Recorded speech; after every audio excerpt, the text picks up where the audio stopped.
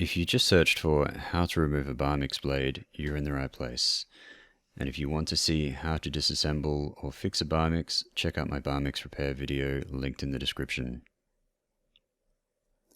The Bamix blade is removed by pulling it off. There is no screwing or bayonet type fitting, it simply pulls off. Since it's a blade, I would suggest using something other than your fingers, such as a screwdriver. And depending on how old it is or how frequently it gets used, it may require more force to remove, as food tends to build up in the mechanism. Here I'm using a screwdriver against the guard for more leverage.